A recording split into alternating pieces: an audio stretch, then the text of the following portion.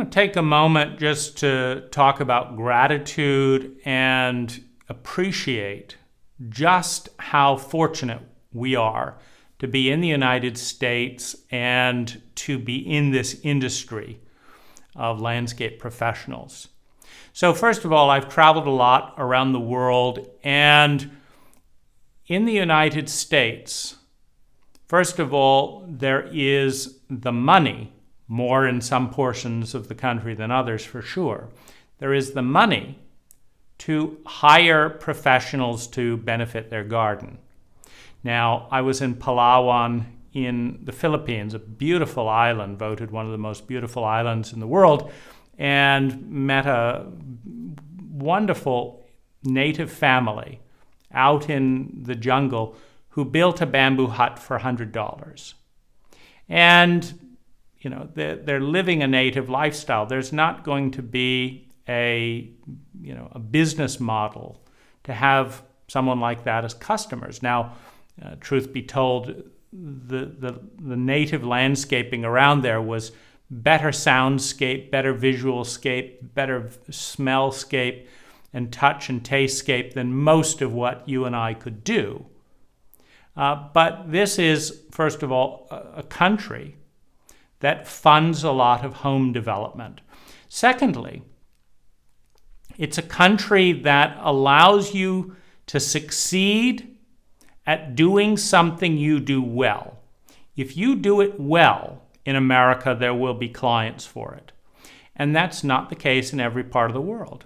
I lived in England for 4 years and, established in 1852, Steptoe and Son, Gorwich and Son, the question in England is not so much can you get the job done as, where did you go to school and what was your degree in this and, how many generations in the family.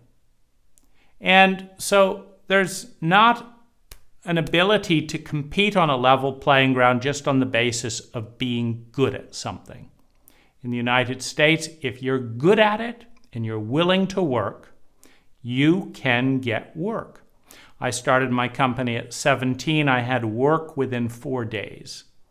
Just went round to the neighborhood, let them know I can clean gutters, I can weed, I can prune, I can compost, I can carry heavy things.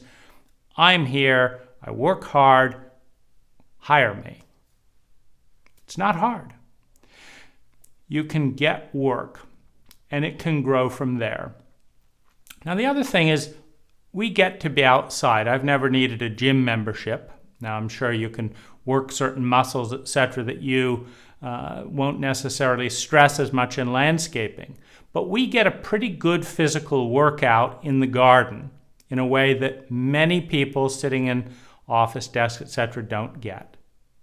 Now, if you own a company, and that brings in the question of overhead, because whether or not you can start a company depends on whether you have access to the capital necessary to start the company. Well, I started on my bicycle at age 17 using the tools of the client. It costs $40 in flyers and the willingness to knock on a couple of doors to get started. If you're willing to work, if you're not demanding the highest salary to start off, you can pay or you can be paid for an education in this business. Clients will pay you a basic wage to practice, to learn things. You've got almost everything that you need to know on YouTube that's better than many textbooks. If you have a discerning eye, you can find amazingly brilliant people around the world doing what you want to do. And you can study and learn, and you can innovate. You can be paid to learn. You can be outdoors. You don't need a gym membership. You can start with as little as $40 in flyer costs, or today it would be email or Facebook or Nextdoor ads. Back then, I just printed up 100 flyers, knocked on a few people's doors and said, I'm one of your neighbors. I'd like to help. Here's one of my flyers. Take care. That's it. There's work to be had for people that are willing to work. Now, another incredible benefit is control of our time. If you own a company, particularly if you're not in maintenance, you can do a job and you can take off for a week. You can do another job and take off for a month. You can work 6 months of the year and then take off 6 months of the year. I've done all of that. There's an incredible amount of flexibility. You can pick your own schedule. You can decide who your workmates are. You have an endless degree of variety.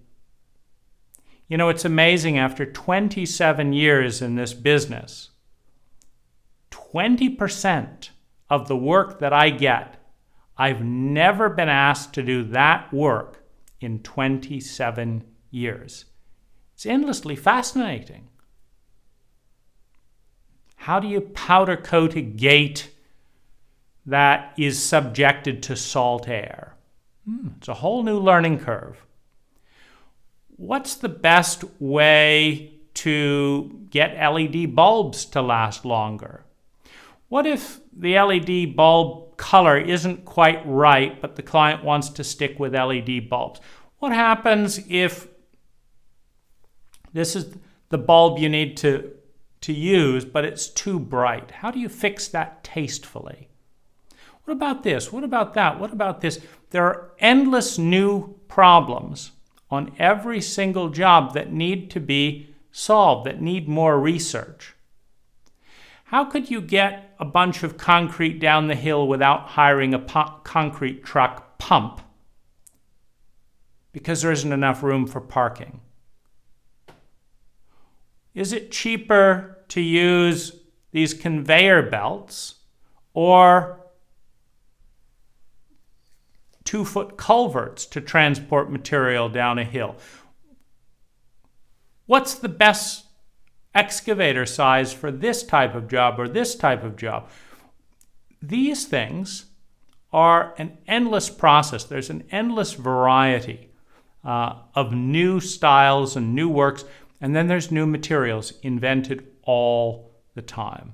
Every single year there are new materials in our industry that we have to learn, are they better or worse for which clients and what situations than the old materials? So there's an endless variety. So these are a few of the blessings, the freedoms, the opportunities that we have as a business owner in this country.